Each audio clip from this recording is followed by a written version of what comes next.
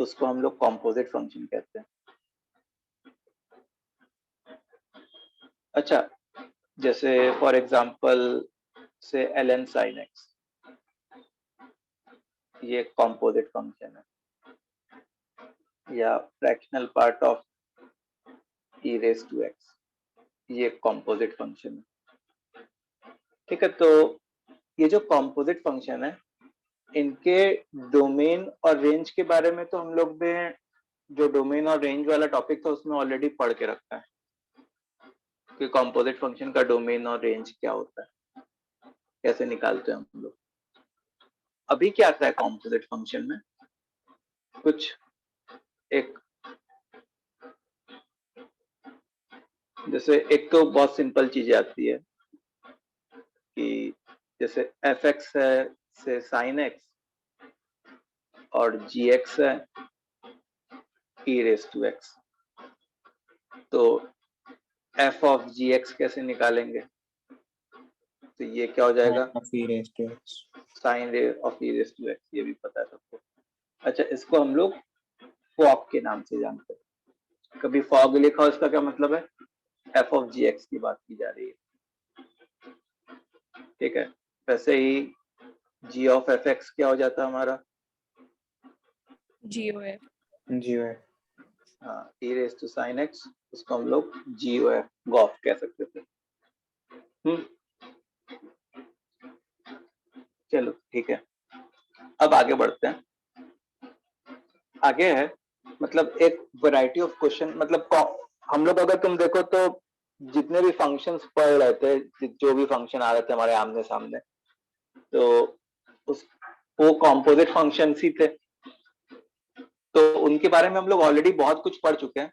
अच्छा, एक और चीज, जैसे fx प्लस gx को कहीं कहीं ऐसे लिखा जाता है, f प्लस g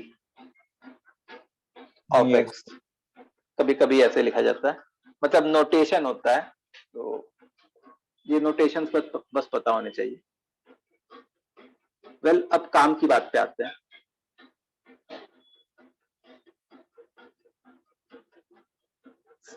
काम की बात क्या है, काम की बात ऐसे है, जैसे एक एग्जांपल देता हूँ कि fx जो है से x plus 2 if x is greater than equal to 0 and 3 minus 3 plus x if x is less than 0, ये fx दिया हुआ है।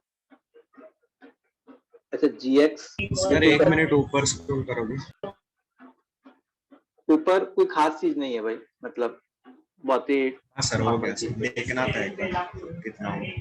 ठीक है, मेन चीज यहाँ से स्टार्ट हो रही है। gx जो है, जैसे मान लो मैं लिख लूं x square if x is greater than 0 and 2x plus 3 if x is less than 0। ठीक है, तो से हम लोग से पूछे कि find g of fx, find g of fx।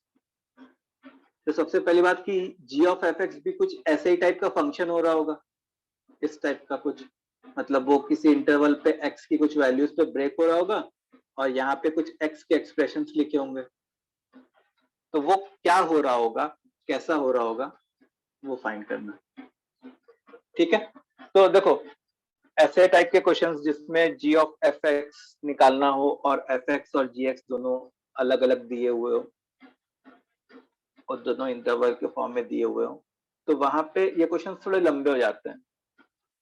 तो ये क्वेश्चंस जैसे मेंस टाइप के एग्जाम में जल्दी नहीं आते, ये क्वेश्चन से एडवांस टाइप के एग्जाम में आते हैं जिसमें तुमको थोड़ा टाइम मिलता है।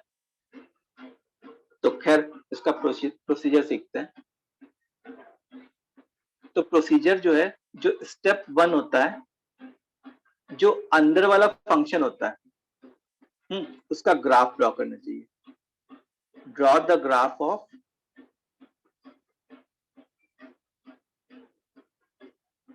Inner function, draw the graph of what, inner function. तो जैसे अंदर वाला फंक्शन ये एफ एक्स है अभी, तो अगर मेरे को जी ऑफ एफ एक्स फाइंड करना है तो अंदर वाला फंक्शन कौन सा है, एफ एक्स है, तो मेरे को एफ एक्स का ग्राफ ड्रॉ करना चाहिए। सो एफ एक्स का ग्राफ ड्रॉ करने के लिए देखो यहाँ पे राइट हैंड साइड में ग्राफ ड्रॉ करने जा रहे हैं। तो जैसे ग्राफ जो है वो तो ऐसा कोई बहुत टफ ग्राफ तो नहीं होता, ये सब ग्राफ स्ट्रेट लाइन वाले ग्राफ है। तो जैसे f x is equal to x plus two for x greater than 0, तो मतलब 2 यहाँ पे हो गया और ऐसी लाइन हो गई, ये क्या है हमारा x प्लस 2 है, ठीक है, and 3 minus x, sorry 3 plus x if x is less than 0, तो यहाँ पे से 3 हो गया जब x की वैल्यू 0 पुट करते हैं, और पॉजिटिव स्लोप वाली लाइन है तो वो ऐसी होती। अच्छा बताओ ये वाला पॉइंट कौन सा होता, -3 होता, -3। ये वाला पॉइंट कौन सा होता, -3 होता, और यहाँ पे एफ एक्स का एक्सप्रेशन कौन सा है, x प्लस 3 है। इतना बात क्लियर है तुम लोग को? Yes sir. अब देखो अगर मेरे को g of F x find करना है तो जहां जहां x है, जैसे यहाँ x है, यहाँ x है, यहाँ x है और यहाँ x है, हर जगह g ऑफ एफ एक्स में x की जगह एफ एक्स रिप्लेस कर देंगे। तो देखो g ऑफ एफ एक्स हमारा क्या बनता, g ऑफ एफ एक्स हमारा ऐसा बनता, एफ एक्स का whole square if fx is greater than equal to 0, 2 times fx plus 3 if fx is what, बताओ बच्चों, less than 0। इतनी बात समझ में आई? Yes. गुड। अच्छा मैं तो क्या एक्सपेक्ट कर रहा हूँ, मैं एक्सपेक्ट कर रहा हूँ कि यहाँ पे कुछ x का एक्सप्रेशन लिखा होगा, यहाँ पे कोई x का इंटरवल दिया होगा कि x बिलोंग्स टू यहाँ से यहाँ तक है। तो अभी हमारा काम आधा हुआ है, पूरा नहीं हुआ है। अब देखो fx ग्रेटर देन 0 का क्या मतलब है, जैसे fx ग्रेटर देन 0 का क्या मतलब है कि fx का ग्राफ x एक्सिस के अबव होना। fx ग्रेटर देन 0 का क्या मतलब है, fx का ग्राफ x एक्सिस के अबव होना। तो fx का ग्राफ x एक्सिस के अबव कौन कौन सा होता, ये वाला होता, -3 to 0। So -3 से infinity. हाँ, तो उसके करस्पॉन्डिंग जो x होता आपका वो ये होता, -3 से लेके इंफिनिटी तक। तो मैं क्या करता, मैं ऐसे लिखता x बिलोंग्स टू -3 से 0 यूनियन 0 से इंफिनिटी। मतलब मैंने एक साथ -3 से इंफिनिटी नहीं लिखा, ऐसा क्यों नहीं लिखा बताओ? सर क्योंकि एफएक्स अपने में भी अलग अलग उसमें दिया हुआ था कि 0 से ग्रेटर में अलग और 0 से लेस में अलग। हाँ, क्योंकि देखो जब मेरा x -3 से 0 था उस केस में fx का एक्सप्रेशन ये था, और जब मेरा x 0 से इंफिनिटी था उस केस में fx का एक्सप्रेशन क्या था, ये था। तो मैं इसी के ऊपर लिख लूंगा कि -3 से 0 के बीच में fx जो है वो x प्लस 3 है, और 0 से इंफिनिटी में fx क्या है, x प्लस 2 है। तो ये जो चीज लिख रहे हैं वो क्या है, fx है। समझ में आई बात? सर ये स्टेप बता सकते हो क्या? एक बार फिर से बताऊं, कौन सा पार्ट? हाँ सर वो जो आपने x बिलोंग्स टू -3 वो जो पूरा लिखा ना, वो कैसे आया आपको वो वाला? देखो fx greater than 0, fx greater than 0 मतलब fx का ग्राफ x एक्सिस के ऊपर होना।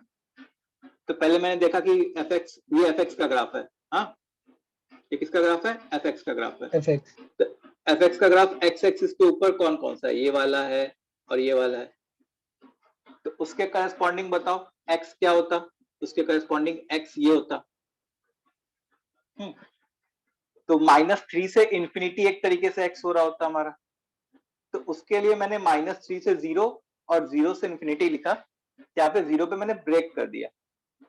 0 पे ब्रेक क्यों किया, क्योंकि -3 से 0 के केस में जो fx का एक्सप्रेशन था वो x प्लस 3 था, और 0 से इंफिनिटी में जो fx का एक्सप्रेशन था वो x x प्लस plus 2 2 था। था। Okay sir. Okay. Now the same thing we will be doing for fx less than 0. Sorry. तो fx less than 0 मतलब ग्राफ कुछ ऐसा होता, उसके करस्पॉन्डिंग बाई x एक्सिस क्या शेड हो रहा होता, ये वाला आपका x एक्सिस शेड हो रहा होता, तो उसके करस्पॉन्डिंग में x क्या लिखता, -∞ से -3, और उस समय fx का एक्सप्रेशन क्या होता, x प्लस 3। चलो इतने स्टेप्स क्लियर है, ये जो भी चीज मैंने लिखी इतना क्लियर है। तो अगर इतना हमको समझ में आ गया तो हमारा सर क्वेश्चन पूरा -3 सॉल्व हो। इंक्लूडेड होगा ना उसमें? नहीं, -3 मैंने यहाँ पे इंक्लूड कर दिया है, देखो इक्वल टू 0 यहाँ पे है और -3 ओके पे सर। इक्वल टू 0 हो रहा है।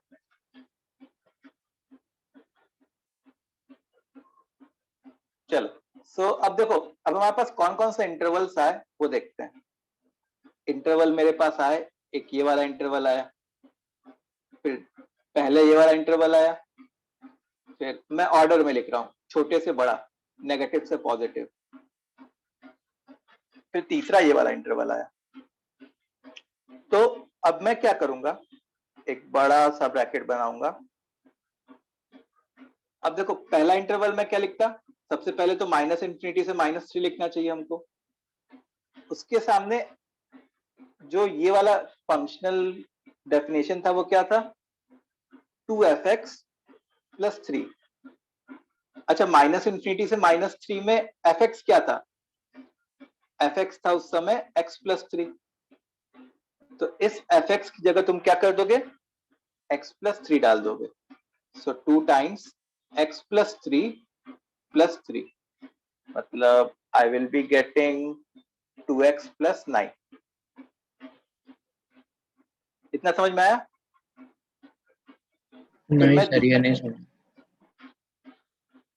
ये नहीं समझा? सर आपने इसमें सिर्फ इसको क्यों पुट किया? देखो मैं मिटाता हूं, फिर से लिखता हूं।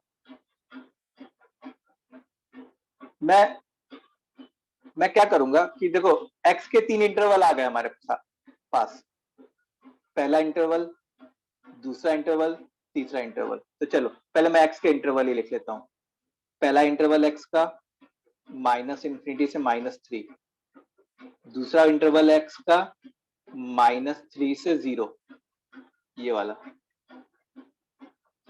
और तीसरा इंटरवल x का 0 से ∞। ठीक है? अच्छा बताओ -∞ से -3 जब था x का इंटरवल, तो उस समय ये वाला डेफिनेशन क्या था, उस समय ये वाला डेफिनेशन था 2 टाइम्स fx प्लस 3। अच्छा -3 से 0 ये इसके वजह से आया था, और इसमें डेफिनेशन क्या था, fx का होल स्क्वायर, और 0 से इंफिनिटी में भी डेफिनेशन क्या था, fx का होल स्क्वायर। अभी इतना क्लियर है? हाँ सर। अच्छा हर x के इंटरवल के लिए fx कुछ यूनिक था, जैसे -∞ से -3 के लिए fx जो था वो x प्लस 3 था, फिर -3 से 0 के लिए भी जो fx था वो x प्लस 3 था, और 0 से इंफिनिटी के लिए जो fx था वो क्या था, x प्लस 2 था।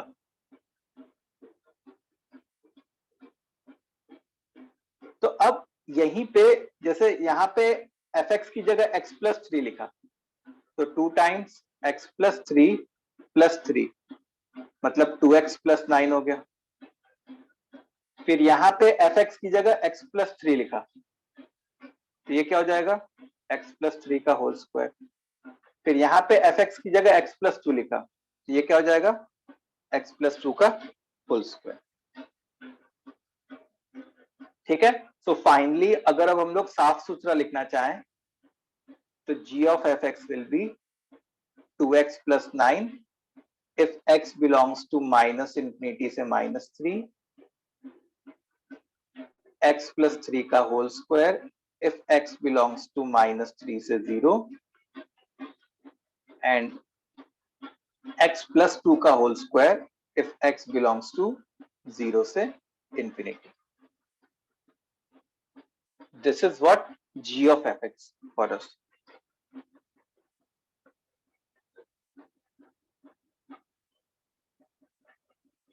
So एक बार बच्चों कमेंट करो कितने लोग को समझ में आ गया कि what should be the procedure.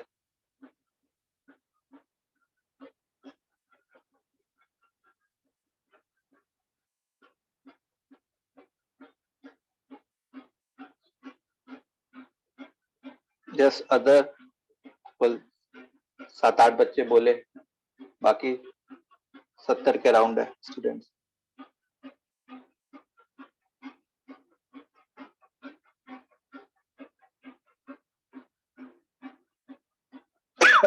Sorry.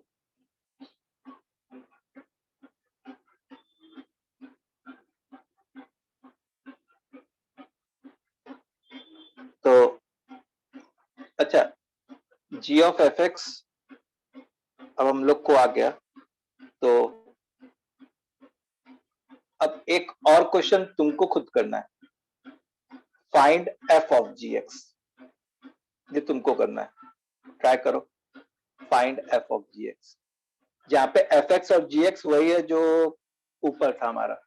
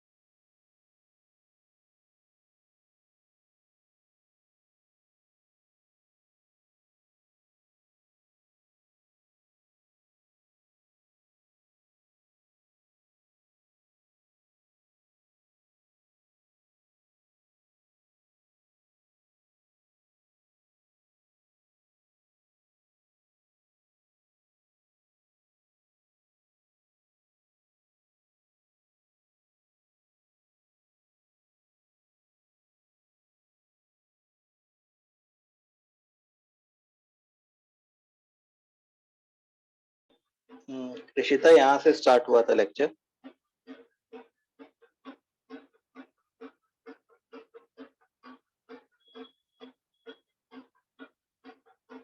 मतलब ये जो शुरू की बात है वो बहुत सी सिंपल सी बात है जो हम लोग ऑलरेडी पढ़ चुके हैं. मेन जो चीज स्टार्ट हुई है वो इधर से स्टार्ट हुई है.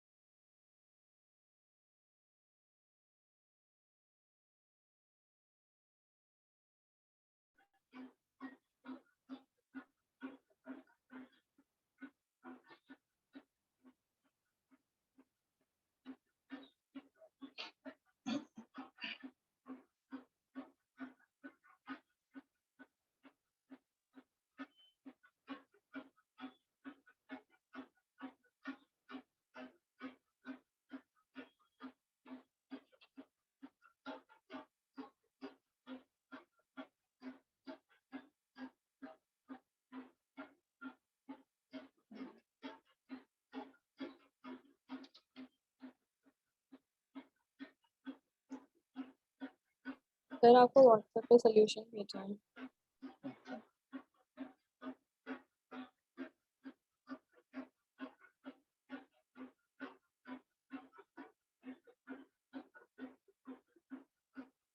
चलो देखते हैं, मतलब सॉल्व करना पड़ेगा।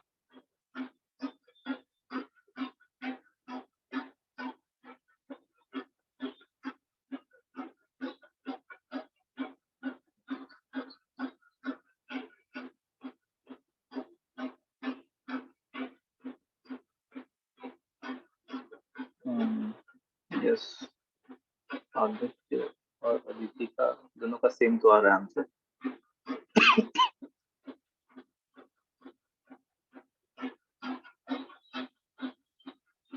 बाकी लोग भी व्हाट्सएप ही करो, क्योंकि आंसर कैसे लिख पाओगे नहीं तुम लोग।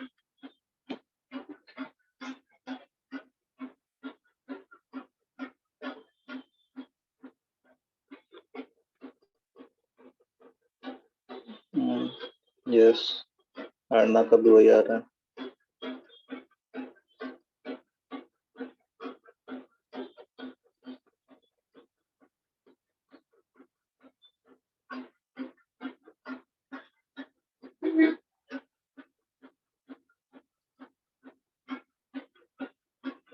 ओके चलो करते हैं। तो हम लोग को इसमें क्या करना पड़ेगा, जीएक्स का ग्राफ ड्रॉ करना पड़ेगा। अच्छा, जीएक्स का ग्राफ ड्रॉ करने के लिए पहले जीएक्स क्या है वो देखना तो पड़ेगा। X square and 2x plus 3। G x जो था वो था x square if x is greater than equal to 0 and 2x plus 3 if x is less than 0। तो इसका जो ग्राफ बनता x square x greater than 0 मतलब ऐसा बनता, एंड 2x प्लस 3 ऐसे टाइप का। और ये वाला जो पॉइंट होता वो क्या होता, -3/2 होता है ना। यहाँ पे एक्स स्क्वायर इसके सामने लिख लिया और इसके सामने अपन ने क्या लिख लिया, 2x प्लस 3 लिख लिया। अच्छा, एफ एक्स क्या है वो भी एक बार देख लें जरा। एफ एक्स है x plus 2 and x plus 3, x plus 2 and x plus 3।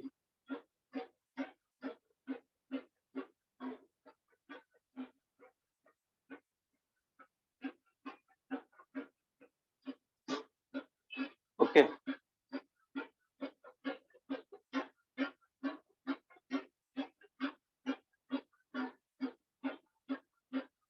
सो अब जब मैं f ऑफ gx की बात करता,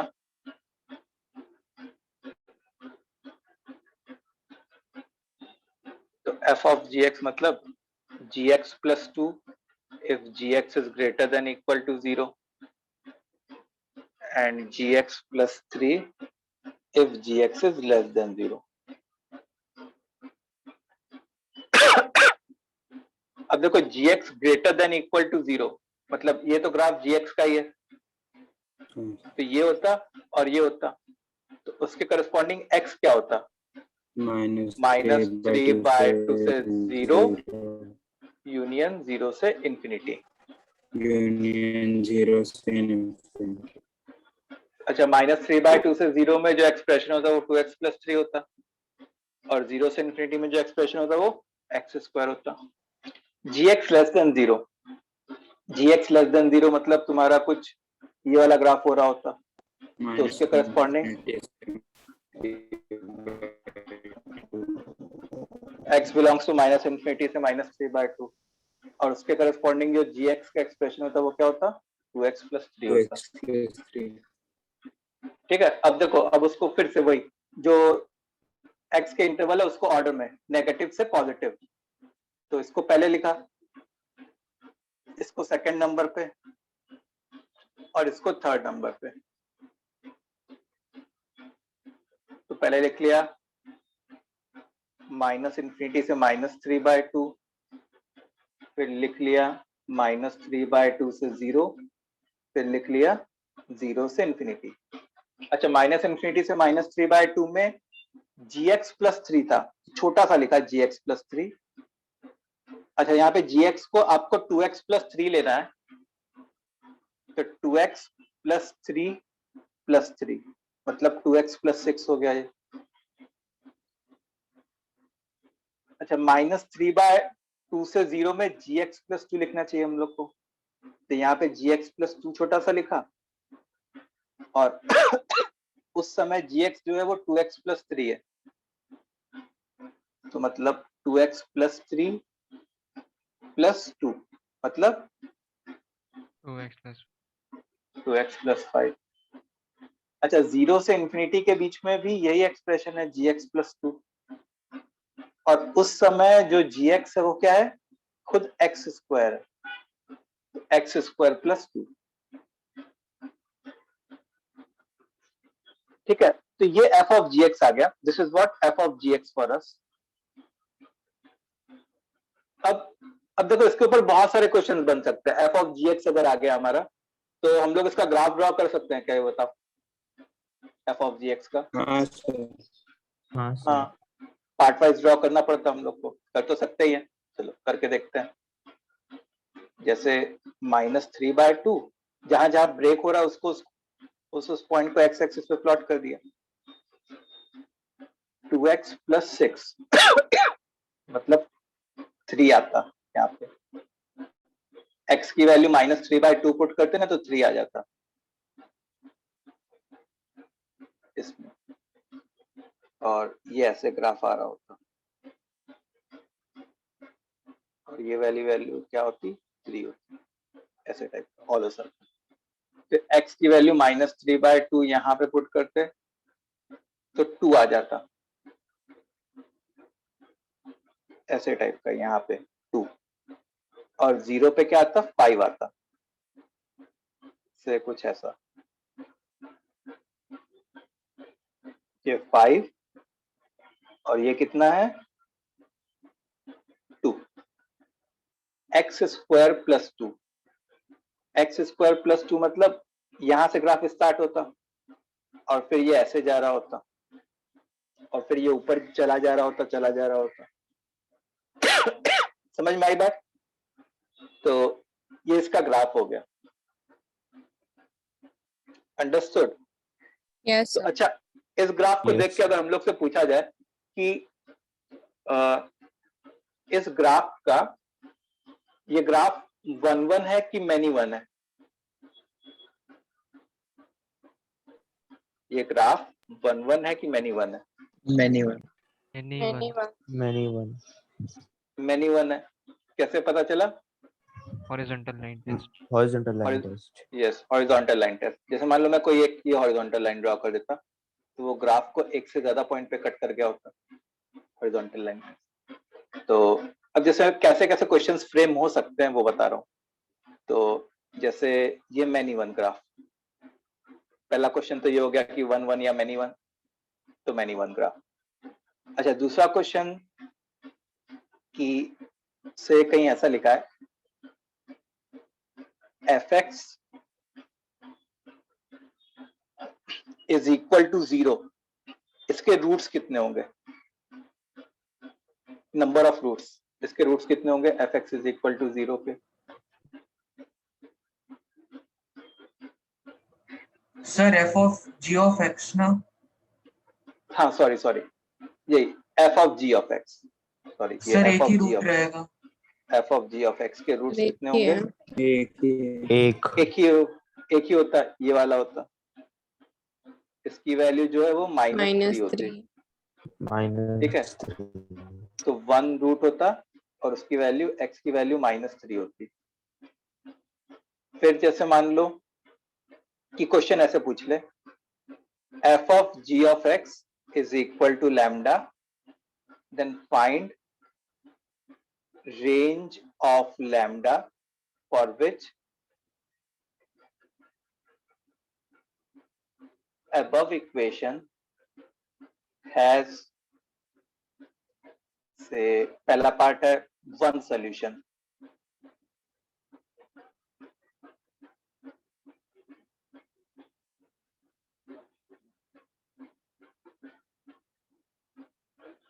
वन solution।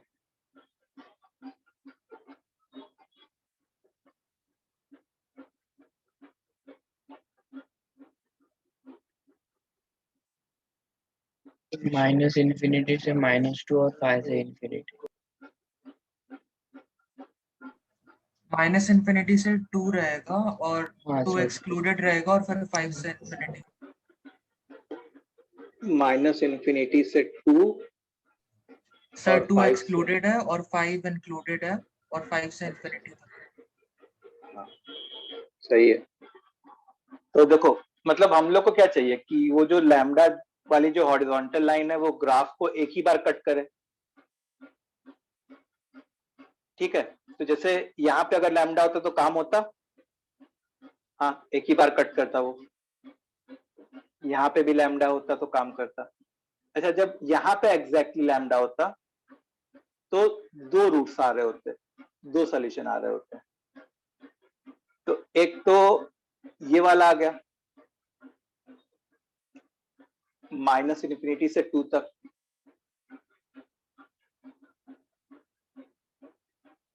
यूनियन अब देखो 5।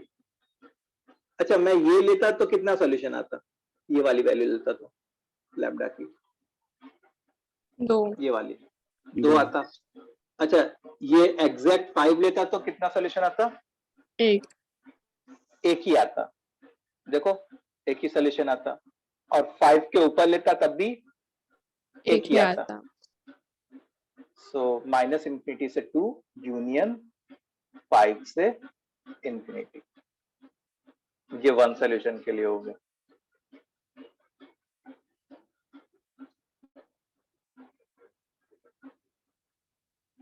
ठीक है, तो ऐसे बहुत सारे क्वेश्चन बनाए जा सकते हैं। लैम्डा वाला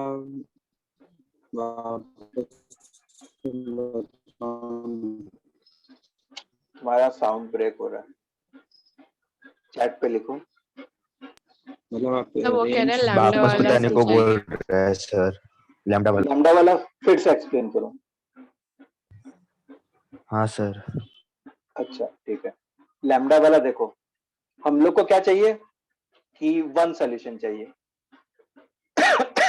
f of gx is equal to lambda का 1 सॉल्यूशन चाहिए। तो जैसे इधर कांस्टेंट लिखा है ना, तो कांस्टेंट लिखा है, तो जैसे मान लो लैम्डा की वैल्यू अगर मैं ये लेता, तो यहां से अगर मैं हॉरिजॉन्टल लाइन ड्रॉ करता तो वो ग्राफ को एक पॉइंट पे मीट करता, तो एक सॉल्यूशन आता। ऐसे ही अगर मैं यहाँ पे लैम्डा लेता तब भी वो ग्राफ को एक पॉइंट पे मीट करता, एक सॉल्यूशन आता। ऐसे मैं कहां तक जा सकता था, सबसे पहली बात तो यहां से लेके यहां तक पूरा जा सकता था। अच्छा, 2 पे जब मैं एग्जैक्टली जाता तो क्या होता, 2 पे जब तुम जैसे लैम्डा की वैल्यू 2 लेते, तो जब तुम हॉरिजॉन्टल लाइन ड्रॉ करते तो तुम्हारे पता है कितने सॉल्यूशन आ रहे होते, 3 सॉल्यूशन आ रहे होते, एक ये और एक ये। ठीक है, अच्छा अब इधर सब जगह जो है मोर देन 1 सॉल्यूशन आ रहे होते। जब तुम 5 लेते लैम्डा को, तो यहां से जब तुम हॉरिजॉन्टल लाइन ड्रॉ करते तो भी तुमको एक सॉल्यूशन आता, फिर इसके ऊपर भी हॉरिजॉन्टल लाइन ड्रॉ करते तो एक सॉल्यूशन आता। तो इधर वाली चीज भी हो गई काम की हमारी। तो लैम्डा की वैल्यू क्या हो गई, -∞ से 2 यूनियन 5 से इंफिनिटी।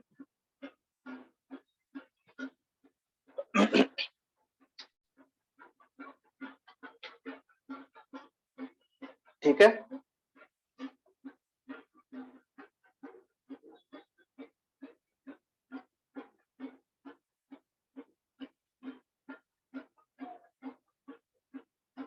सो ये था हमारा क्या,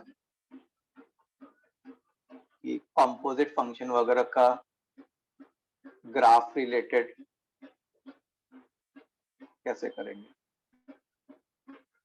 आई होप तुम लोग को समझ में आ गया होगा कैसे करना है इस चीज को। क्लियर है, ये एग्जांपल्स, एक और एग्जांपल करना। सर हाँ सर आप वो f of g of x जो क्वेश्चन था, आपने जब जी ऑफ एक्स के ग्राफ बना दिया, आप उसके बाद में जो किया वापस समझा सकते हो। समझाता हूँ। एक क्वेश्चन लिख लूं तब तक तुमको, तब तक बाकी सब लोग क्वेश्चंस करते रहेंगे, तुमको समझा।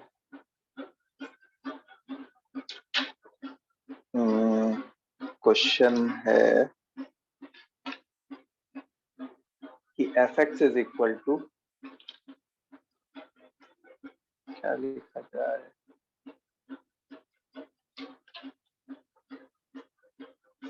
x square if x is greater than equal to 0 and x if x is less than 0। ठीक है, तो तुमको f of fx फाइंड करना।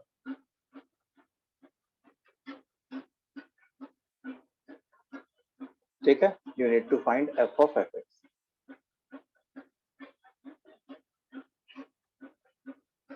देखो क्वेश्चन लिख लो एक बार जल्दी से।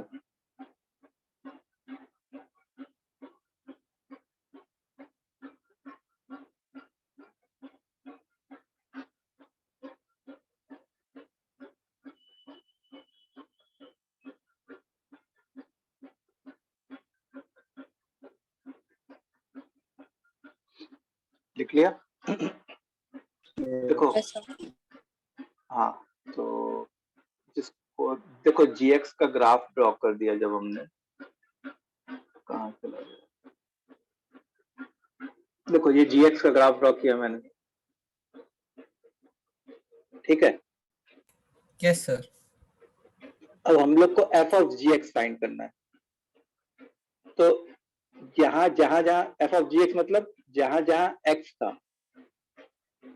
वहां मैं gx पुट करूंगा सबसे पहले। Okay sir. तो जैसे यहाँ पे gx लिख लिया तो gx प्लस 2 बन गया, फिर यहाँ पे gx लिख लिया, gx ग्रेटर देन 0, यहाँ पे gx प्लस 3 हो गया, यहाँ पे gx less than 0। Okay, yes sir. अब फिर उसके बाद मैं ये देखूंगा कि gx ग्रेटर देन 0 कब हो रहा है और gx लेस देन 0 कब हो रहा है। तो वो कहां से पता चलेगा, वो हम लोग को पता चलेगा gx के ग्राफ से। तो gx ग्रेटर देन 0 मतलब ग्राफ x एक्सिस के ऊपर होना। तो देखो x एक्सिस के ऊपर ये वाला ग्राफ है और ये वाला ग्राफ है gx का, तो उसके करस्पॉन्डिंग मेरे को x लिखना है। तो उसके करस्पॉन्डिंग x क्या होता है, ये से यहां तक होता। तो मैंने ऐसे लिखा -3/2 से 0 यूनियन 0 से इंफिनिटी। समझ में आया? Yes sir. अच्छा, जब हमारा -3/2 से 0 था उस समय जो मेरा gx का एक्सप्रेशन था वो 2x प्लस 3 था। तो -3/2 से 0 के ऊपर 2x प्लस 3 लिख लिया, और Yes. 0 से इंफिनिटी के समय gx का एक्सप्रेशन x स्क्वायर था, तो वहां पे हम लोग ने x स्क्वायर लिख लिया। ओके, सेम चीज मैंने यहाँ पे की, -इंफिनिटी से -3/2 मतलब जब gx लेस देन 0 होता मतलब ये वाला ग्राफ होता, यस सर। नीचे वाला, और उसके करस्पॉन्डिंग x एक्सिस ये हो रहा होता। तो वो -इंफिनिटी से -3/2 हो रहा होता, और उस समय इस वाली जो लाइन है, इस वाली लाइन का जो gx का एक्सप्रेशन होता है वो 2x प्लस 3 होता। तो ये 2x प्लस 3 लिख लिया उसके नीचे। ठीक है, अब इतना जब मैंने ये पूरी चीज फिल कर दी ना, इतना पूरा फिल कर दिया ये सब कुछ, तो मेरा काम हो गया। बस अब सिस्टमैटिक वे से हम लोग को अरेंज करना। ओके ठीक है, सर। तो सिस्टमैटिक वे से अरेंज करने के लिए हम लोग क्या करते हैं, छोटे से बड़ा इंटरवल लिखते हैं। मतलब जो नेगेटिव वाला इंटरवल है उसको पहले लिखते हैं, फिर उसके बाद फिर उससे थोड़ा पॉजिटिव वाला। तो जो सबसे नेगेटिव वाला था वो ये होता, तो -इंफिनिटी से -3/2 लिख लिया। अच्छा, -इंफिनिटी से -3/2 के सामने जो है कौन सा एक्सप्रेशन लिखा था, gx प्लस 3 लिखा था, तो gx प्लस 3 लिख लिया।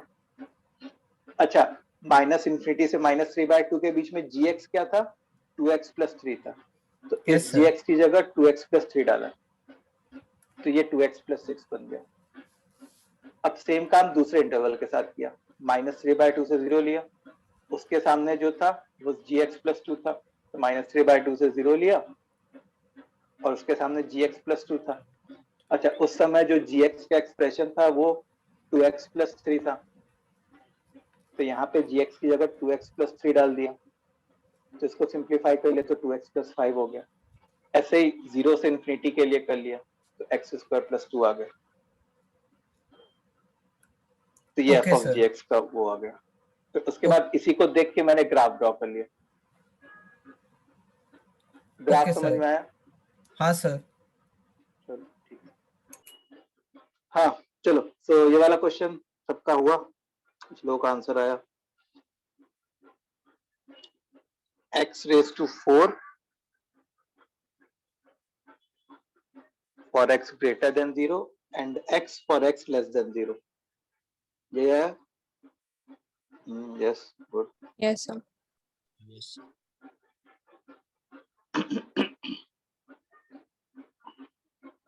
So let's do it. तो अब देखो f of fx है, मतलब तुमको अंदर भी f है बाहर भी f है, तो कोई फर्क ही नहीं पड़ता, तुमको fx का ही ग्राफ ड्रॉ करना पड़ेगा। तो fx का ग्राफ ड्रॉ करने के लिए हम लोग पहले क्या करते हैं, ग्राफ ड्रॉ करते हैं। x greater than equal to 0 के लिए x² and x less than 0 के लिए x।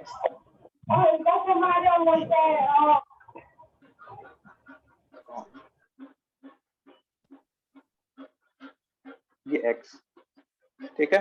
चलो अब हम लोग f of fx की बात करते हैं, मतलब जहां जहां fx, जहां जहां x था वहां वहां मैं fx लिख लेता, fx का whole square if fx is greater than equal to 0 and fx if fx is less than 0। अच्छा, fx greater than 0 मतलब greater than equal to 0 मतलब ये वाला ग्राफ, तो उसके करस्पॉन्डिंग x एक्सिस पे क्या शेड हो रहा होता आपका, 0 से इंफिनिटी, x बिलोंगिंग टू 0 से इंफिनिटी। अच्छा, उस समय जो एक्सप्रेशन होता फंक्शन का वो क्या होता आपका, x²। fx लेस देन 0 मतलब ये वाला ग्राफ, उसके करस्पॉन्डिंग x एक्सिस पे जो है ये शेड हो रहा होता, तो यहाँ पे हम लोग लिखते हैं x बिलोंगिंग टू -∞ से 0, और उस समय fx का जो एक्सप्रेशन था वो x था। बस हो गया काम। अब तो पहले इस वाले को पहले लिखते और इस वाले को बाद में लिखते अपन, तो क्या लिखते हैं, पहले -∞ से 0 लिख लेते हैं, फिर दूसरी बार 0 से इंफिनिटी लिख लेते हैं। -∞ से 0 में fx होता और 0 से इंफिनिटी में fx का होल स्क्वायर होता। अच्छा, -∞ से 0 में fx का एक्सप्रेशन x के ही बराबर था, तो यहाँ पे x लिख लेते, और 0 से इंफिनिटी में fx का एक्सप्रेशन x² के बराबर था, मतलब x² का x⁴।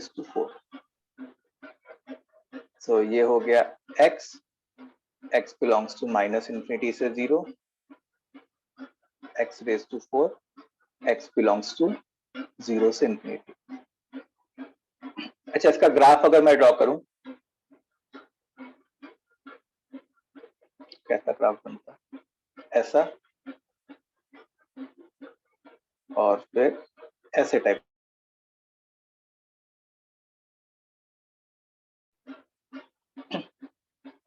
तो ये वाला ग्राफ दिखने में पता चल रहा है 1 1 है कि मैनी 1 है, 1 1 होता है, ये 1 1 होगा। अच्छा, इस ग्राफ का रेंज क्या हो जाएगा, -∞ से -∞ से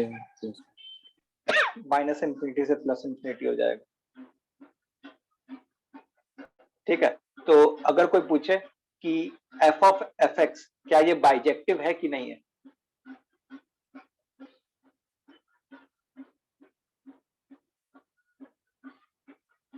बाइजेक्टिव बताया था मैंने लास्ट क्लास में। ऑड और ऑन टू। On. अच्छा, लेकिन उसके लिए जैसे मान लो मेरे को ऐसे देना चाहिए, f of fx real number से रियल नंबर, जैसे ये दे दे। हाँ सर, ऐसे में बाइजेक्टिव रहेगा। हाँ, तो अब ये 1 1 तो आ ही रहा है, और इसका जो रेंज है वो -∞ से +∞ है, जो कि कोडोमेन के बराबर है, मतलब ये ऑन टू भी हो गया। और ऐसे फंक्शंस जो 1 1 एंड ऑन टू होते हैं उनको हम लोग क्या कहते हैं? बाइजेक्टिव। तो ये फंक्शन क्या हो गया? बाइजेक्टिव हो गया। सर इंजेक्टिव किसको कहते हैं? इंजेक्टिव 1 1 को कहते हैं, 1 1 को इंजेक्टिव, ऑन टू को सब्जेक्टिव, दोनों का मिश्रण। दोनों को हाँ मिला के बाइजेक्टिव कहा जाता है। चलो तो ठीक है, बहुत प्रैक्टिस कर ली इसकी कंपोजिट फंक्शन की हम लोगों ने। अब हम लोग आगे बढ़ते हैं।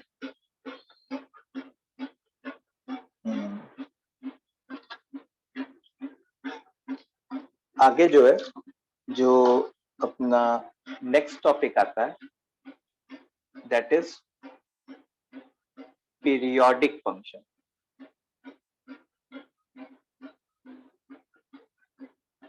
ठीक है, कंपोजिट फंक्शन खत्म हो गया, अब किसकी बारी है? Periodic function. तो पीरियोडिक फंक्शन क्या होता है, देखते हैं जल्दी से। कि अ फंक्शन, पीरियोडिक फंक्शन का डेफिनेशन पता है? हाँ हम लोग मतलब काफी टाइम से पीरियोडिक फंक्शन सुनते आ रहे हैं। A function which repeats its behavior after a certain interval of x. after a fixed interval is called periodic function. Is called periodic function. A function which repeats its behavior after a fixed interval is called periodic function. ठीक है। अच्छा, periodic function के बारे में अगर हम लोग कहें तो कौन कौन से फंक्शंस पीरियोडिक होते हैं? जो बेसिक फंक्शंस होते ट्रिग्नोमेट्रिक हैं, वाले सारे। ट्रिग्नोमेट्रिक सारे हाँ, फंक्शन। हाँ, जो बेसिक वाले हैं उसमें कितने भी फ्रैक्शनल पार्ट। ट्रिग्नोमेट्रिक है, साइन, कॉस, टेन, कोसेक, सेक, कॉट, और एक fractional part of fractional x. Part. ये 7 बेसिक ट्रिग्नोमेट्रिक फंक्शंस हमारे पीरियोडिक होते हैं। अच्छा, अब एक कॉन्सेप्ट आता है फंडामेंटल पीरियड का, तो वो क्या होता है वो देखो। द लेंथ ऑफ इंटरवल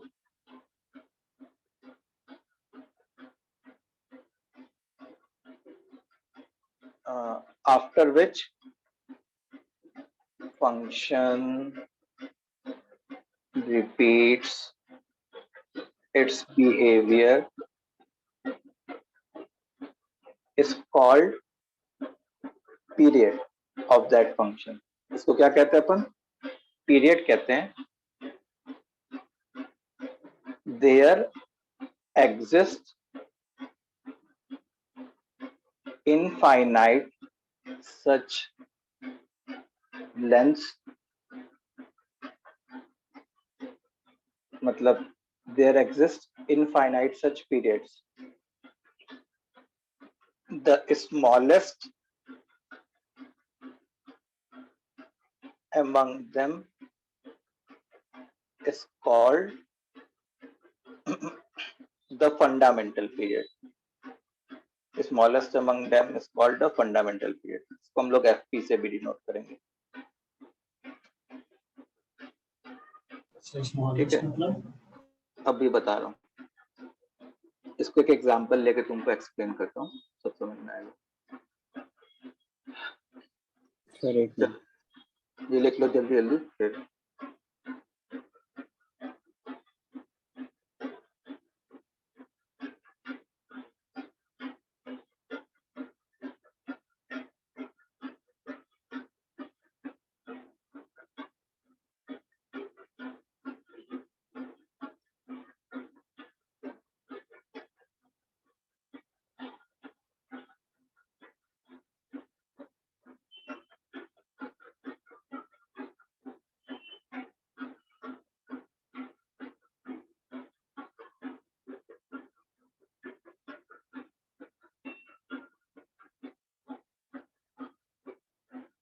चलो लिख लिया। हाँ सर। Yes. चलो अब हम लोग आगे बढ़ते हैं। तो अब जैसे मैं एक बहुत ही सिंपल सा एग्जांपल लेता हूँ। सबसे बेस्ट एग्जांपल अपने पीरियोडिक फंक्शन का कौन सा होता है? Sine x. साइन ठीक है, तो मैं साइन एक्स का ग्राफ ड्रॉ करता हूँ तुम्हारे सामने।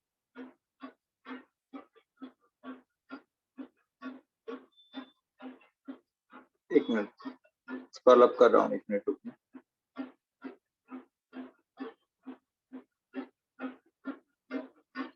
लो,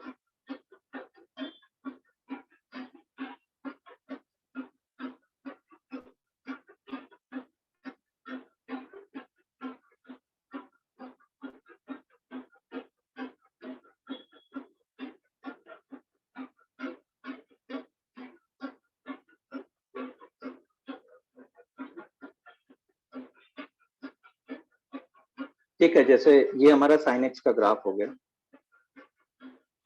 तो अब देखो, ध्यान से सुनना मेरी बात। जैसे ये क्या होता है? ये 0 होता है, ये पाई होता है, ये 2 पाई होता है, ये 3 पाई होता है, 4 पाई, 5 पाई, 6 पाई, 7 पाई, 8 पाई, ऐसे चलता चला जाता है। ऐसे भी ग्राफ होता और इधर भी ग्राफ होता हमारा, ऐसे टाइप का ग्राफ होता है इधर भी। ठीक है, तो अब एक चीज बताओ मेरे को कि जैसा ग्राफ 0 से 2 पाई के बीच में, क्या उसी का कॉपी पेस्ट 2 पाई से 4 पाई के बीच में है? Yes. देखो, Yes, 0 से sir. 2 पाई के बीच का जो है उसी का कॉपी पेस्ट 2 पाई से 4 पाई, उसी का कॉपी पेस्ट 4 पाई से 6 पाई के बीच में है। तो मैं क्या कहूंगा? मैं ऐसा कहता कि 2 पाई डिस्टेंस के बाद अब ग्राफ अपना बिहेवियर रिपीट कर रहा है। ठीक है, तुम कहीं से भी 2 पाई डिस्टेंस ले लो, कहीं से भी तुम 2 पाई डिस्टेंस ले लो, वहां से तुम पाओगे कि वो ग्राफ जो है उसी पॉइंट से स्टार्ट हो रहा होगा, उसी इंक्लिनेशन से, उसी तरीके से, उसी y की वैल्यू से स्टार्ट हो रहा होगा।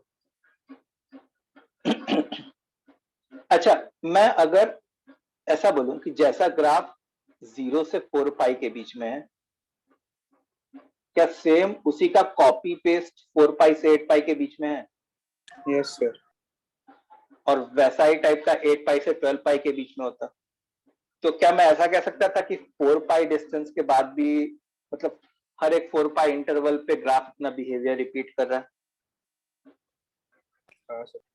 तो मतलब मैं ऐसा कह सकता था कि 4 पाई भी साइन एक्स का पीरियड है।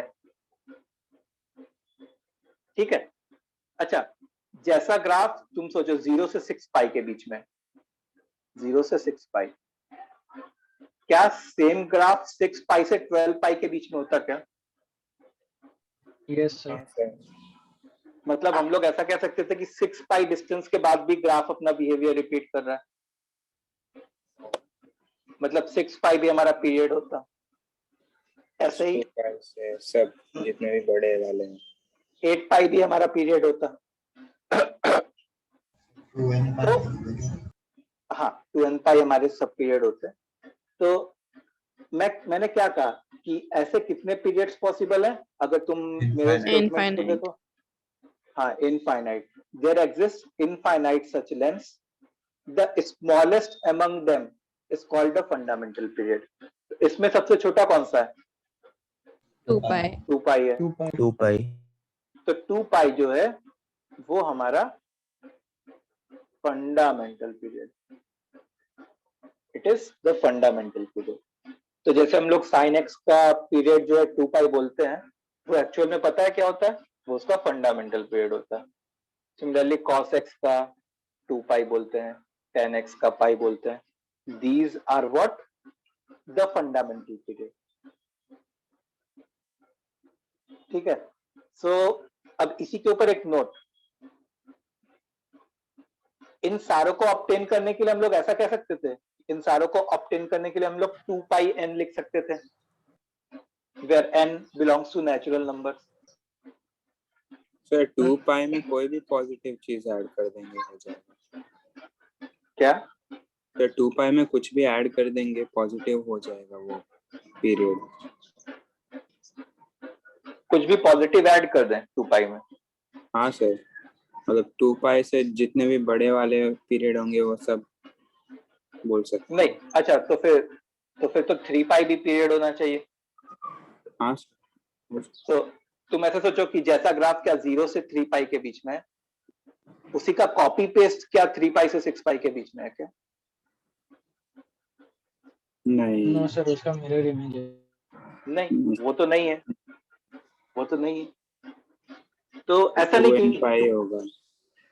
हाँ 2n पाई पीरियड होगा। तो नोट में क्या लिखा कि if the fundamental period of any function is capital T, comma, then all other periods can be obtained by n times t, जहां पे n belongs to natural number। ऐसा कहा जा सकता है?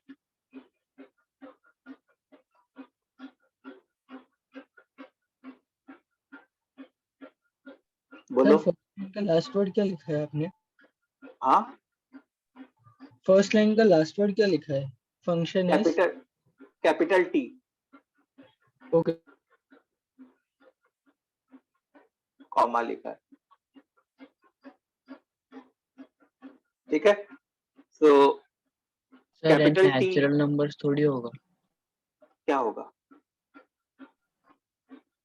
नेचुरल नंबर n 0 से इंटीजर्स, मल्टीप्लाई नहीं कर सकते। n इंटीजर्स थोड़े हो सकता है। अगर तुम इंटीजर लेते सोचो तो इंटीजर लेने पे तो वो नेगेटिव हो जाता, नेगेटिव का मीनिंग नहीं बनता। और पीरियड तो क्या होता है? लेंथ होता है, और लेंथ कभी नेगेटिव हो सकता है क्या? नहीं सर। Okay sir. ठीक है। सो बाकी सारे पीरियड्स को हम लोग n टाइम्स t से ऑब्टेन कर सकते हैं, n टाइम्स t से। अच्छा, एक ट्रू एंड फॉल्स तुमको बताना है कि if a function has period t naught, then all other possible periods can be obtained by n times t naught, जहां पे n set of natural numbers है। If a function has period t naught, then all other possible periods can be obtained by n times t naught. True or false? है False है। पर अभी 3 नहीं चल रहा था। फंडामेंटल नहीं बोला इसमें। हाँ, ये इंपॉर्टेंट चीज है कि यहाँ पे मैंने फंडामेंटल नहीं बोला। जैसे मान लो कि अगर मैं sin x की बात करूं, ये स्टेटमेंट फॉल्स है सबसे पहली बात तो। जैसे मान लो मैं sin x की बात करूं तो मैं sin x के t नॉट को 4 पाई भी ले सकता हूं। मैंने ऐसा थोड़े बोला कि फंडामेंटल पीरियड t नॉट है, तो t नॉट तो बहुत सारे हो सकते हैं, 4 पाई ले सकता हूं। तो n टाइम्स t नॉट क्या बन जाता? मतलब 4 पाई बन जाता, 8 पाई बन जाता, 12 पाई बन जाता, 16 पाई बन जाता, एंड सो ऑन। आया बात समझ में? तो क्या ये उस फंक्शन के सारे पीरियड्स का कलेक्शन है क्या?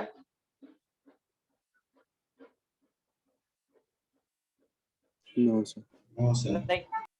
जैसे इसमें 2 पाई मिसिंग है, 6 पाई मिसिंग है, 10 पाई मिसिंग है। लेकिन हाँ, ये जरूर कह सकते हैं कि n टाइम्स t नॉट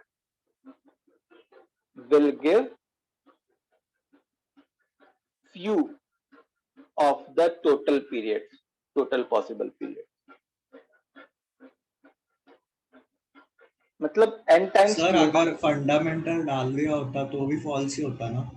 नहीं, अगर फंडामेंटल डाल दिया तो तो तब वो true ट्रू होता। सर तो वो n तो की मैंने जगह इसको 3 डालते तो कैसे चलता फिर? क्या n के जगह N- 3 डालते तो कैसे चलता? हाँ, तो ओके जैसे फिर sin n x 2n pi होता ना, ना। तो 6 pi होता। 6 पाई हो जाता ना अगर sin x की बात करें तो। हाँ, सर, समझा। हाँ, तो मैं क्या कह रहा था? सर n की जगह 3/2 डाल दिया तो। नहीं, तो n तो नेचुरल n नंबर में थोड़ी वो बोल रहा हूँ ना, नेचुरल नंबर है ना। मैंने अच्छा बोला ओके। ना हाँ n is a natural number. Okay, so हाँ, तो n times t naught will give few of the total possible periods. मतलब कुछ पॉसिबल पीरियड जरूर देगा। अच्छा हाँ, n टाइम्स t naught से जो जो नंबर्स जनरेट होंगे वो वन ऑफ द पीरियड जरूर होंगे। ऐसा नहीं कि वो नंबर्स में से कोई ऐसा नंबर भी हो जाएगा जो पीरियड हो ही ना। आई बात समझ में? मतलब 4 पाई क्या पीरियड है कि नहीं है साइन एक्स का। 8 पाई भी है, 12 पाई भी है, 16 पाई भी है, बट ये सारे के सारे पीरियड्स का कलेक्शन नहीं देगा। सो इसका ट्रू वाला वेरिएंट क्या होता? ट्रू वाला वेरिएंट होता कि अगर टी नॉट जो है फंडामेंटल पीरियड है,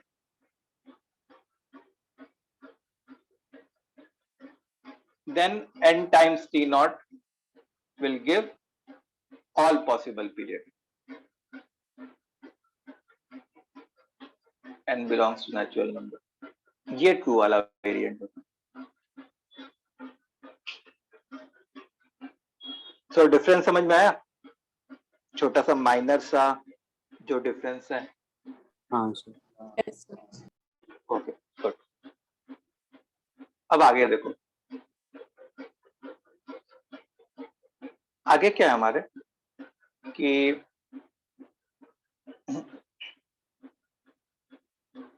if t is a period of periodic function fx, then f of x plus t जो होता वो fx के बराबर होता for all x belonging to real number। ठीक है, f of x plus t क्या होता? fx के बराबर होता। ओके, अब जैसे what I mean to say is for all x belonging to real number मत लिख लो, for all x belonging to domain of the function लिख लो।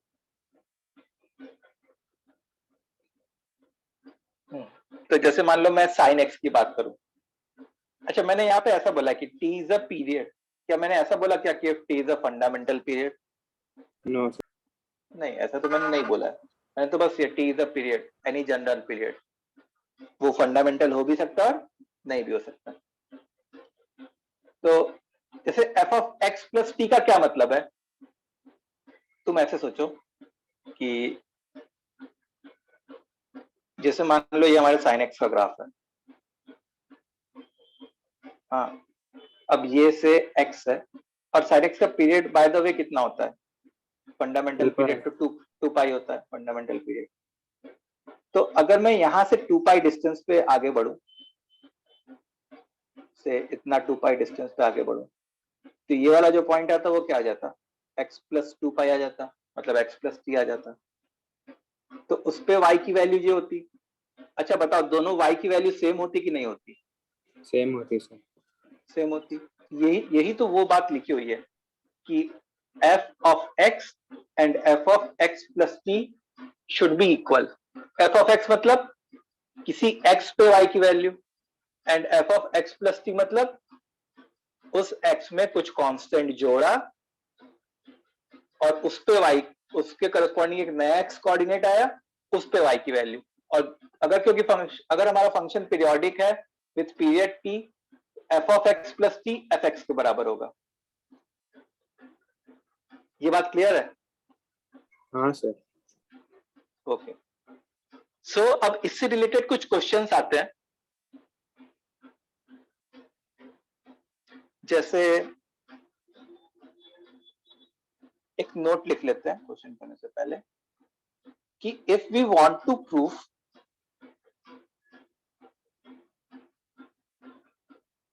That fx is periodic, then if we can show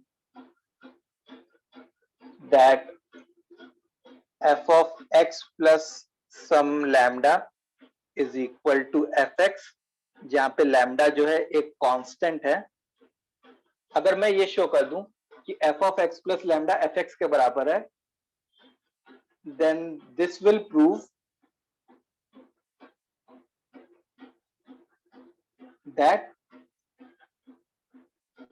fx is a periodic function. ठीक है, तो अगर तुमने ये show कर दिया कि f of x plus lambda जो है वो fx के बराबर है, तो this is sufficient to prove that fx is a periodic function.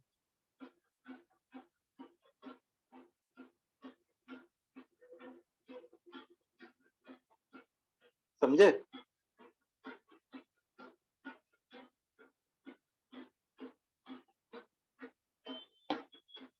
तो जैसे अब एग्जाम्पल, जैसे कहीं दिया हुआ है, ये गिवन है कि f of x plus 3 is equal to f of x minus 1, ये गिवन है, f of x plus 3 is equal to f of x minus 1, then prove that fx is periodic and find period. Then prove that fx is periodic and find period. तो देखो मैं क्या करता हूं कि मेरे को इस फॉर्म में लेके आना है, fx is equal to f of x plus lambda, यहाँ पे lambda एक पॉजिटिव कांस्टेंट है, तो मैंने ऐसे लिखे -1 plus 4 is equal to f of x minus 1, तो 4 हमारा लैम्डा हो गया, तो हो गया। हाँ, तो हम लोग क्या करते हैं ना, यहाँ पे सब्स्टिट्यूशन करते हैं, रिप्लेसमेंट करते हैं, मतलब यहाँ पे मेरा एम होता है कि यहाँ पे मैं x बना दूं, तो x को किससे रिप्लेस कर दिया, x plus 1 से, तो f of x plus 1 minus 1 is equal to f of x plus 1 plus 3, मतलब fx is equal to f of x plus 4, तो देखो वैसे टाइप की चीज बन गई कि नहीं, fx is equal to f of x plus 4, this implies fx is periodic with period 4. This implies fx is periodic with period 4. ठीक है, सर वो फंडामेंटल लेकिन वो नहीं बता सकते ना। हाँ एग्जैक्टली मैं यही स्टेटमेंट बोलने वाला था कि हम लोग इससे ये नहीं बता सकते कि ये जो 4 आया ये फंडामेंटल पीरियड है कि नहीं है, तो ऐसे क्वेश्चंस में कभी भी ये पूछेगा भी नहीं कि वो फंडामेंटल पीरियड है कि नहीं है, ठीक है। वो एक सेकंड के लिए वो पॉइंट दिखा सकते हो ऊपर,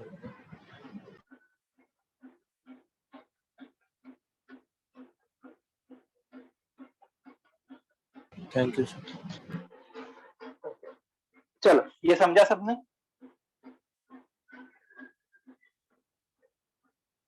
सो अब ऐसे टाइप के, मतलब इसको हम लोग क्या कहते हैं, ये फंक्शनल इक्वेशन है, व्हाट डू वी से, फंक्शनल इक्वेशन।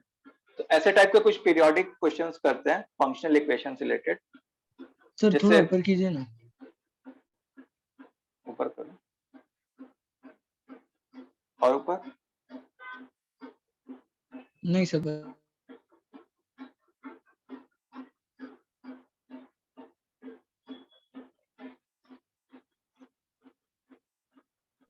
डन। अच्छा जैसे ये बताओ बच्चों कि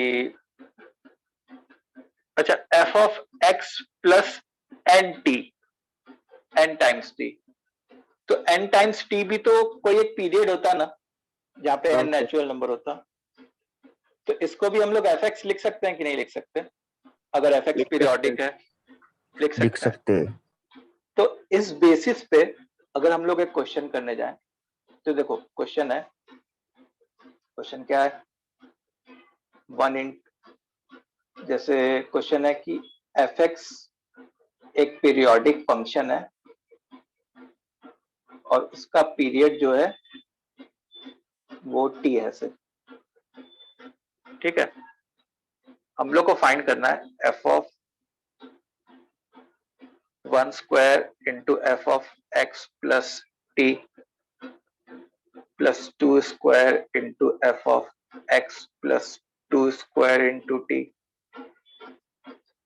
3 square into f of x plus 3 square into t,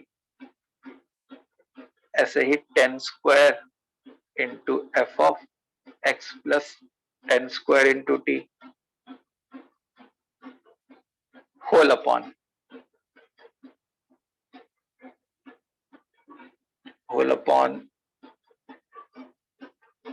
f of x plus t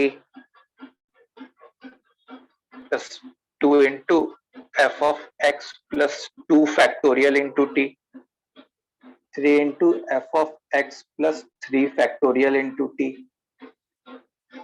ऐसे ही 10 into f of x plus 10 factorial into t, इसकी वैल्यू इवेल्युएट करनी।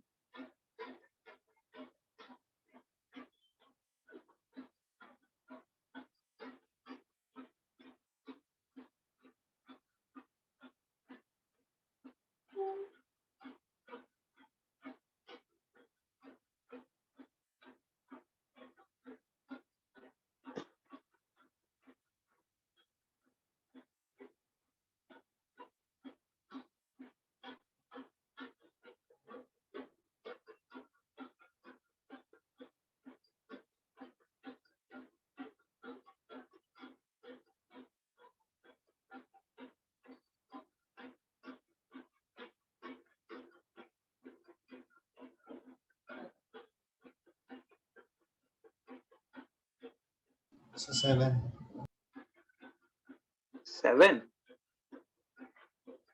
नहीं, यस सर 7 ही आएगा। 7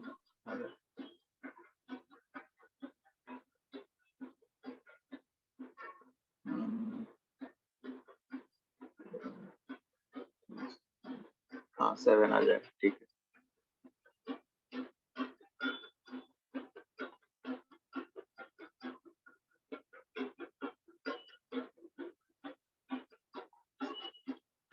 सो ये सब इतने बड़े बड़े जो एक्सप्रेशन दिए वो बेवकूफ बनाने के लिए लिखे हुए हैं। वही तो। देखो हर जगह अगर तुम t का कोफिशिएंट देखो तो वो कुछ ना कुछ नेचुरल नंबर ही है, अग्री करोगे? तो सारे लोग जो है f of x plus t, f of x plus 2 square t, f of x plus 3 square t, ये सब लोग कुछ नहीं fx ही होंगे।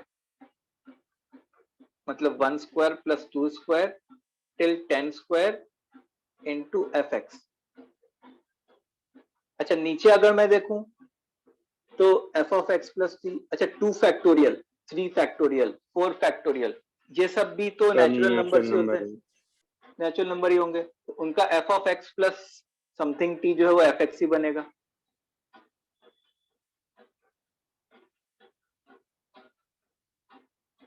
इंटू fx और fx कैंसिल हो गया, तो 1 square plus 2 square till 10 square, तो ये तो अब सीक्वेंस एंड सीरीज का फॉर्मूला हो गया। 1 प्लस 2 टिल 10, 11/2। तो इसको सॉल्व करेंगे तो क्या आंसर आ जाएगा? 7 आ जाएगा।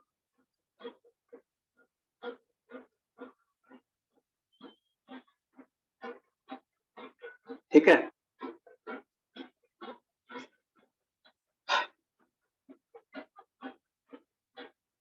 Yes. नेक्स्ट क्वेश्चन देखो।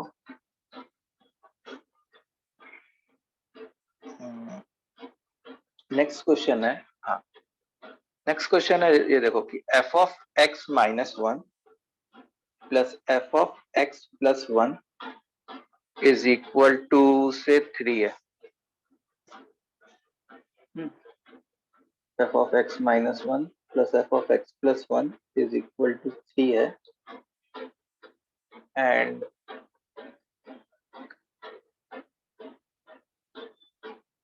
और क्या, if f of 2 is equal to 5, if f of 2 is equal to 5, then find summation of f of 2 plus 4r, where r is equal to 0 से लेके 99 तक। सर आप लास्ट क्वेश्चन वापस बताएंगे क्या? मैं डिस्कनेक्ट हो गया। देखो एक बार ये क्वेश्चन लिख लो सब लोग।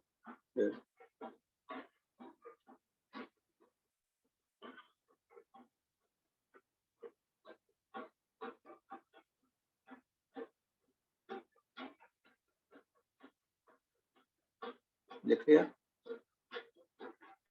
चलो तो लास्ट क्वेश्चन में क्या था, ये था क्वेश्चन हमारा, fx पीरियोडिक है विद पीरियड t। अब यहाँ पे f of x plus t लिखा है, बाहर 1 स्क्वायर मल्टीप्लाइड है, इधर 2 स्क्वायर मल्टीप्लाइड है, इधर 2 square into t, 3 square multiplied है, इधर 3 स्क्वायर इंटू t। तो अब एक तरीके से ये सब क्या है, ये सब तो t के क्या कहते हैं नेचुरल नंबर ही t से मल्टीप्लाई हो रहे हैं एक तरीके से। तो f of x plus T, f of x plus 2 square t, ये सब लोग fx के ही तो बराबर होते ना, ये भी fx के बराबर होता, ये भी fx के बराबर होता, तो हर जगह से fx कॉमन आ जाता इधर, तो यहाँ पे 1 square plus 2 square T 10 square बन जाता। अब सेम चीज यहाँ पे की, f of x plus T fx होता, अच्छा 2 फैक्टोरियल इंटू टी, मतलब वो नेचुरल नंबर टाइम्स t होता, तो हाँ वो सर भी वैसे fx होता। होता, तो fx इधर से भी कॉमन आ जाता, और ब्रैकेट में क्या बचता 1 प्लस 2 प्लस 3 टिल 10। अब ये एपी वाला फॉर्मूला लगा दिया सीक्वेंस सीरीज वाला, 1 square plus 2 square till n square वाला, है ना। चलो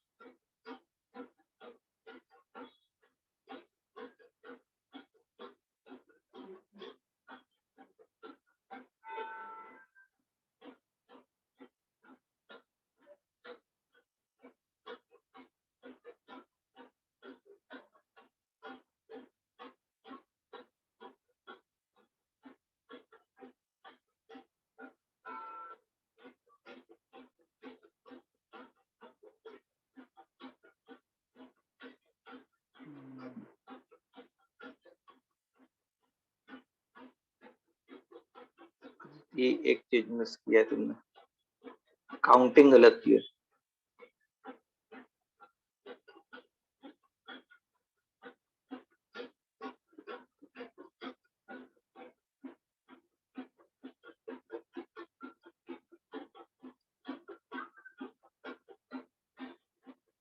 नहीं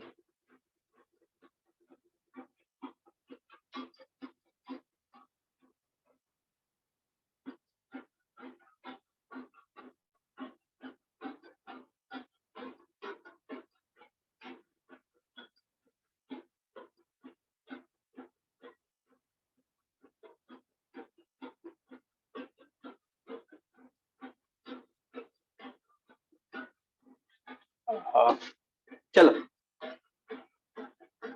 अच्छा इधर देखो बच्चों,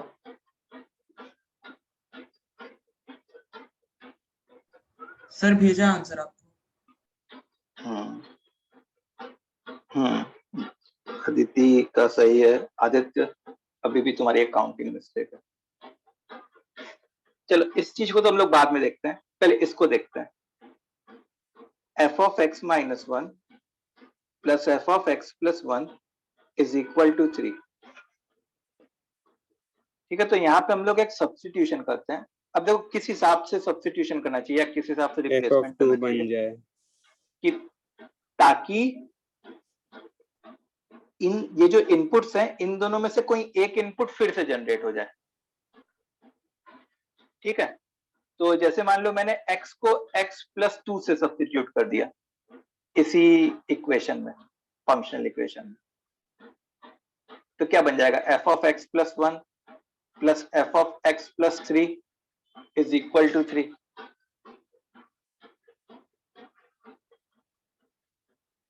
ओके, तो अभी देखो क्या इनके राइट हैंड साइड इक्वल है? इसका मतलब इनके लेफ्ट हैंड साइड भी इक्वल होने चाहिए। अच्छा, जब तुम इनके लेफ्ट हैंड साइड को आपस में इक्वल करते तो देखो क्या बन रहा होता। सर बोलो सर आपने वैसे अप्रोच कैसे किया कि इधर x+2 डालना है? वही तो बताया कि रिप्लेसमेंट करने के बाद मेरा इन दोनों में से कोई एक इनपुट नेक्स्ट फंक्शनल इक्वेशन में आ जाए। तो जैसे x को अगर मैं x प्लस 2 से रिप्लेस करता तो यहाँ पे जो है वो x प्लस 1 बन गया था ना, जो यहाँ पे है। क्यों ऐसा? क्योंकि जब मैं इक्वेट करूं तो ताकि कैंसिल हो जाए। तो यहां से बच्चों क्या आया? F of x minus 1 is equal to f of x plus 3। अब देखो मैं इसको x बनाना चाहता हूं तो क्या रिप्लेसमेंट करूंगा? x को x प्लस 1 से, तो f of x is equal to f of x plus 4। तो इससे क्या पता चल गया? इससे पता चल गया कि एफ एक्स एक पीरियोडिक फंक्शन है और उसका 4 पीरियड है, उसका 4 जो है वो पीरियड है। अच्छा, हम लोग से क्या पूछा गया? अब देखो summation of r is equal to 0 से 99 एफ ऑफ 2 प्लस 4r, ये पूछा गया। तो एफ ऑफ 2 प्लस 4r, अब क्योंकि 4 जो है ये पीरियड है तो एफ ऑफ 2 प्लस 4r को हम लोग एफ ऑफ 2 ही लिख सकते हैं। Can we write it as f of 2 also? Summation r is equal to 0 से 99। अच्छा, 0 से 99 तक कितने टर्म्स होते हैं? 100 टर्म्स होते हैं।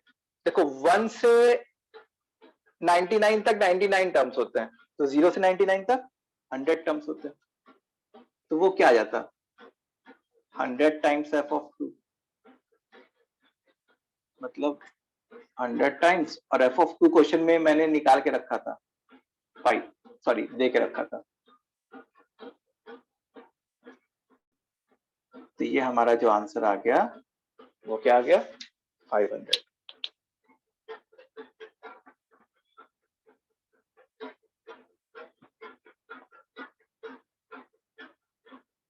ठीक है, सो इतनी चीजें समझ में आ गई? Yes sir. ओके, अब जैसे क्वेश्चन है एक, ये तुम्हारा होमवर्क क्वेश्चन है, f of x minus 1 plus f of x plus 1 is equal to f x, then prove that f x is periodic. Proof क्या करना है? एफ एक्स इज पीरियोडिक और इसका पीरियड 12 आएगा। तो मैं तुमको आंसर भी बता दे रहा हूँ कि इसका पीरियड क्या आएगा? 12 आएगा। सर हाँ बोलो। सर वो पिछले क्वेश्चन का लास्ट पार्ट समझाइए नहीं कोई बात। Last part? कौन सा लास्ट पार्ट? ये सर वो समेशन वाला, ये चीज। हाँ सर। देखो एफ ऑफ 2 जो है उसको r इज इक्वल टू 0 से 99 तक समेशन करना है। उसका क्या मतलब है? उसका मतलब है f of 2 plus f of 2, ऐसे ही एफ ऑफ 2 कितनी बार? 100 टाइम्स। तो वो क्या बन गया 100 इंटू एफ ऑफ 2।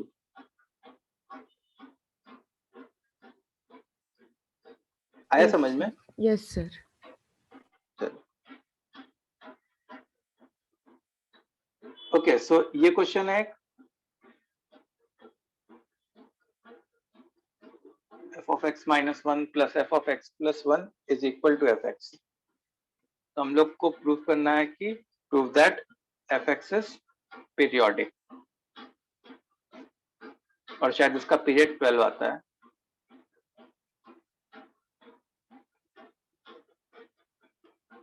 आता है कि क्या आता है, चलो पीरियड तुम लोग को निकालना है, पीरियड तुम लोग निकालना।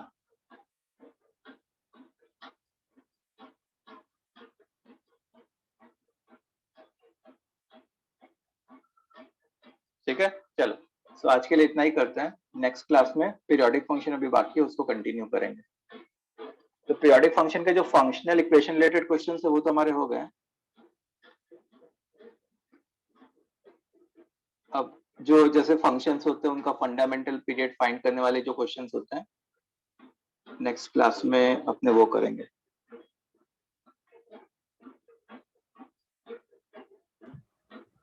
Okay sir, thank you. Thank you, sir. Bye, Bye-bye. sir. Thank you, sir. Bye, Bye. sir. Thank you.